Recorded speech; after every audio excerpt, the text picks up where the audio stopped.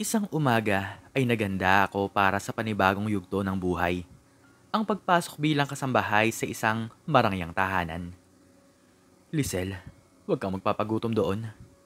Ang pamilyar na boses ni nanay ang nagpukaw sa aking diwa. Ang kanyang mga mata ay nagpapakita ng pag-aalala. Ang kanyang mga kamay ay mahigpit na nakahawak sa aking braso. Opo, nay, kayo rin po. Tugon ko. Pilit na pinipigilan ang pagtulo ng luha. Ayaw kong makita niya ang aking kahinaan. Ayaw kong mag-alala pa siya. Mag-iingat ka, anak. Kung may problema, huwag kang mag-atubiling tumawag.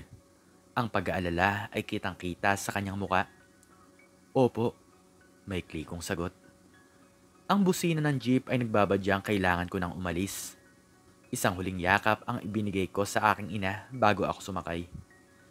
Ang bawat kilometro na nilalakbay ng jeep ay tila naglalayo sa akin sa aking nakasanayan. Ang bawat tanawin sa labas ng bintana ay tila nagpapahiwatig ng panibagong simula. Isang simula na puno ng pag-asa, ngunit may halong pangamba. Nang makarating ako sa aking destinasyon, halos manlaki ang aking mga mata sa laki at ganda ng bahay. Ang matayog na gate na gawa sa wrought iron ay nagbukas. Naglalantad sa isang malawak na hardin na puno ng mga sari-saring halaman at bulaklak. Ang bawat sulok ay tila pinagplanuhan ng maigi. Ang bawat detalye ay nagpapakita ng yaman at karangyaan. Ikaw ba si Lisel? Isang mataring na boses ang nagpukaw sa akin. Si Aling Leonie, ang aking magiging amo. Ang kanyang tingin ay tila bumubutas sa aking pagkatao. Opo, ma'am. Tugon ko, bahagyang yumuko. Magaling. Pumasok ka.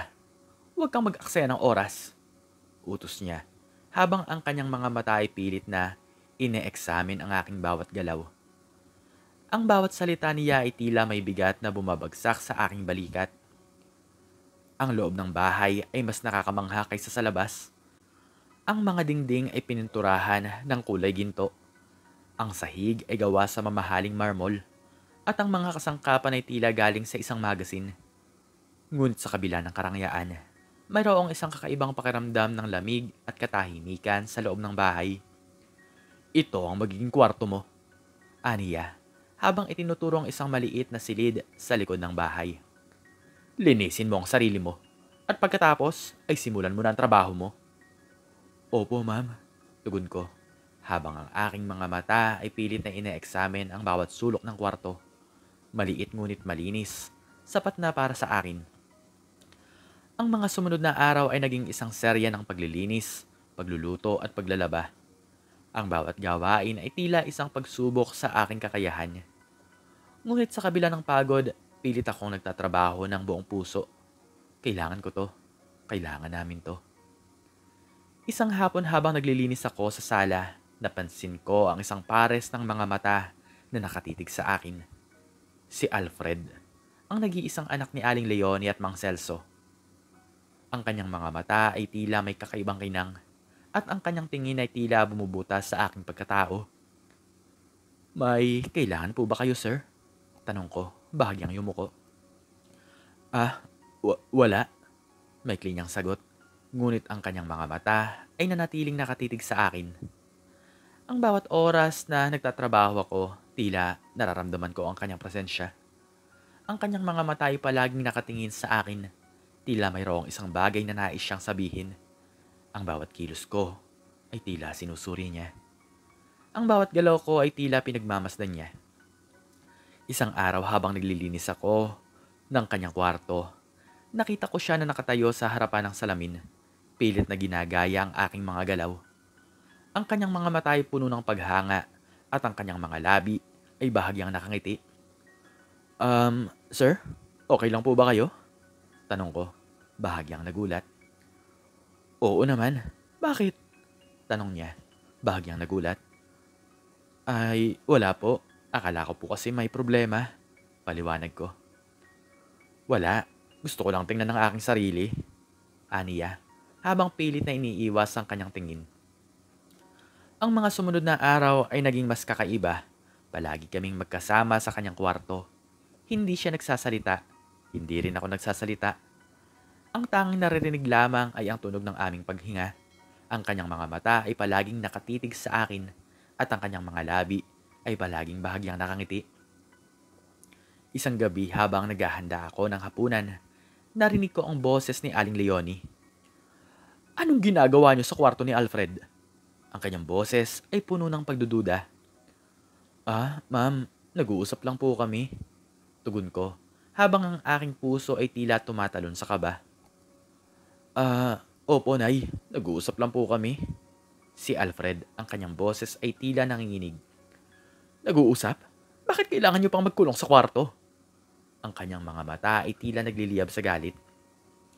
Nay, wala naman po kaming ginagawang masama. Paliwanag ni Alfred. Wala? Sa tingin mo ba ay maniniwala ako sa'yo? Ang kanyang boses ay tila isang kidlat na bumabagsak sa aking pagkatao. Ma'am, wala po talaga kaming ginagawang masama. Paliwanag ko. Wala?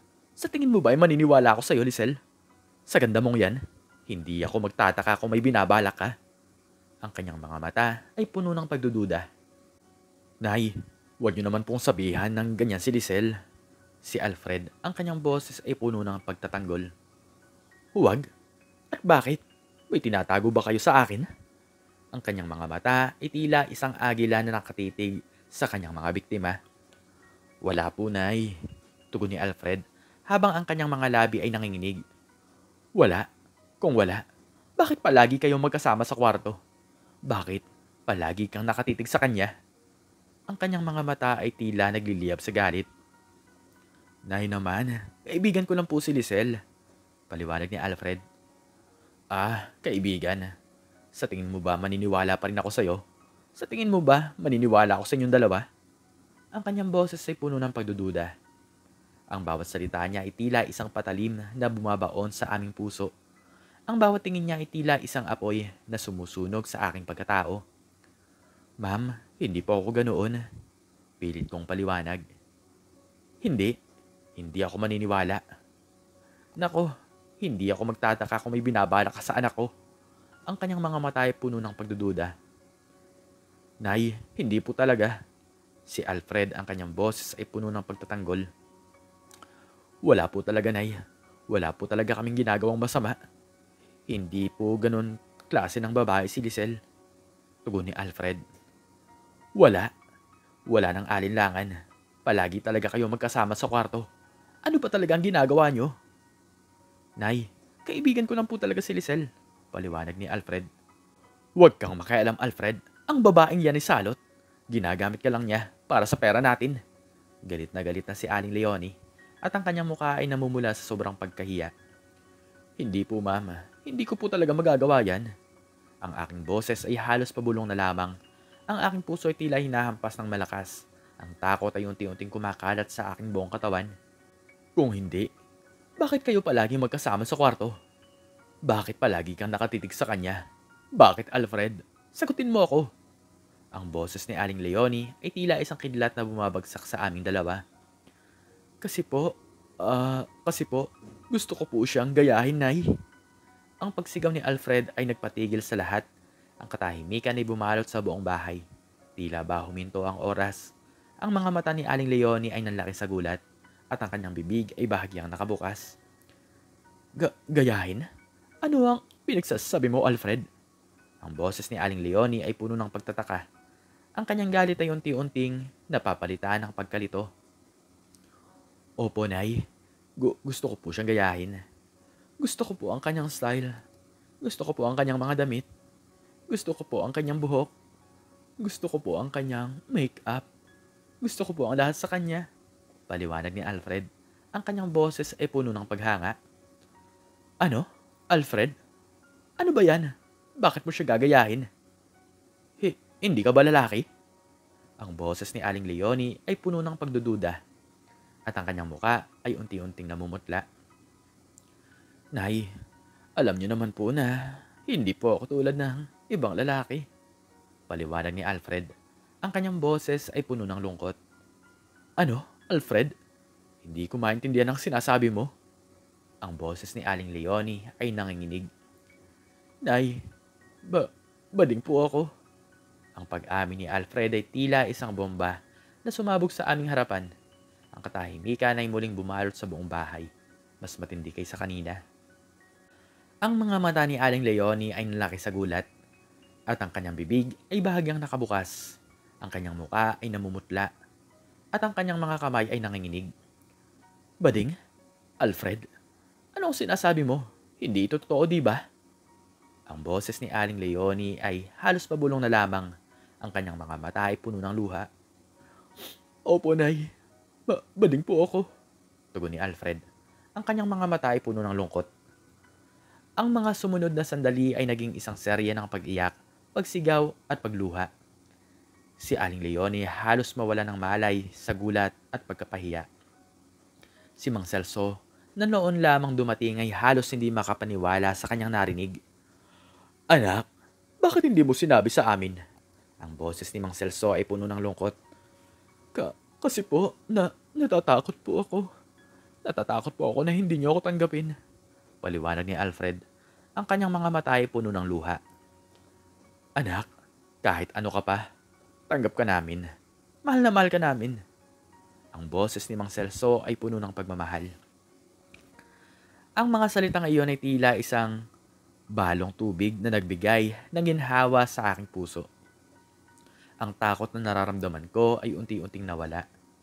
Ang lungkot na nararamdaman ko ay unti-unting napalitan ng pag-asa. Lisel, patawarin mo kami. Ang boses ni Aling Leonie ay puno ng pagsisisi. Ang kanyang mga mata ay puno ng luha. At ang kanyang mga kamay ay mahigpit na nakahawak sa akin. Okay lang po, ma'am. Tugon ko habang aking mga mata ay puno ng luha. Salamat, Lisel. Salamat sa pag-unawa. Ang boses ni Mang Celso ay puno ng pasasalamat. Wala po yun, sir. Tugon ko habang ang aking mga labi ay bahagyang nakangiti. Ang mga sumunod na araw ay naging mas payapa. Ang mga mata ni Aling Leonie ay puno ng pagmamahal at ang kanyang mga salita ay puno ng pangunawa. Si Mang Celso ay palaging nakangiti at ang kanyang mga kamay ay palaging nakahawak sa akin, tila ba nagbibigay ng suporta. Alfred, tanggap ka namin. Pero huwag kang gagawa ng masama, ha? Ang boses ni Aling Leonie ay puno ng pagmamahal at ang kanyang mga mata ay puno ng pag-asa. Opo, Nay. Hindi pa ako gagawa ng masama. Tugon ni Alfred. Ang kanyang mga mata ay puno ng pagmamahal. Ang bahay ay puno ng tawanan, ng pagmamahalan at ng pag-unawa. Ang bawat sulok ay puno ng pag-asa. Ang bawat detalye ay puno ng pagmamahal. Ang aming buhay ay naging masaya. Isang aral ang natutunan namin. Ang pagmamahal ay walang pinipiling kasarian. Ang pag-unawa ay walang pinipiling lahi. Ang pagtanggap ay walang pinipiling estado ng buhay. Ang pagmamahal ay sapat na. Ang pag-unawa ay sapat na. Ang pagtanggap ay sapat na. At hanggang dito na lamang po nagtatapos ang aking istorya at sana po ay nagustuhan niyo ito. Please like, share, and subscribe and click the notification bell para palagi po kayong updated sa mga bago kong istorya. Muli ay maraming salamat po at God bless us all.